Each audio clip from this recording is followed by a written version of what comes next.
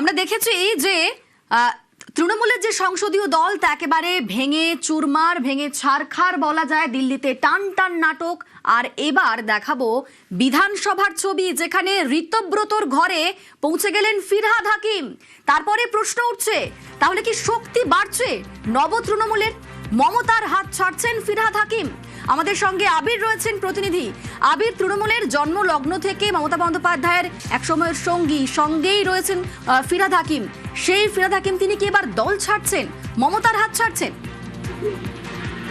দেখো, তিনি তৃণমূল কংগ্রেসেই আছেন, তৃণমূল কংগ্রেসের বিধায়ক হিসাবে। তবে তৃণমূল কংগ্রেসের যে নতুন ব্লক, সেই ব্লকে তাকেও শীঘ্রই যোগ দিতে দেখতে পাওয়া যেতে পারে। এবং এদিনকে একটি বিধানসভার অভ্যন্তরে প্রায় যে 1 ঘন্টা 20 মিনিটের তার সঙ্গে বিরোধী দলনেতার ঘরের যে বৈঠক, যেখানে বিরোধী দলনেতা ছাড়া সন্দীপন সাহা তিনি নিজে হাজির ছিলেন এবং আরো বেশ কয়েকজন হাজির ছিলেন সেই বৈঠক। এবং বৈঠকের পরও কার্যত দেখতে পাওয়া যায় যে বিধানসভার লবিতে তাকে ঘিরে যে চরম নাটকীয় পরিবেশ লক্ষ্য করতে পারা যায়। সেদিক থেকে বলতে গেলে হয়তো খুব শীঘ্রই হয়তো যোগ দিতে পারেন হচ্ছে ফিরহাদ হাকিম ওই ব্লকের ক্ষেত্রে। এবং তুমি জানো, যারা সই করেছিলেন সেই সইয়ের মধ্যে তিনি নেই।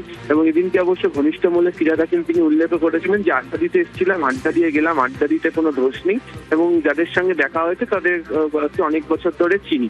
আবির, শুধু ফিরহাদ নয়, শামীম আহমেদ তিনিও তো দেখা করতে গিয়েছিলেন ঋতব্রতর সঙ্গে। আজকে মগরাহাট পশ্চিমের বিধায়ক তিনিও ছিলেন। সূত্রের খবর তিনিও বিরোধী দলের নেতার সঙ্গে তারও দেখা হয়েছে।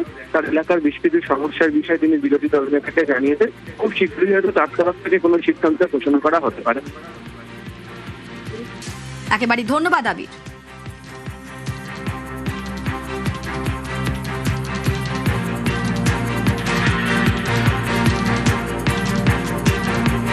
হেডলাইন।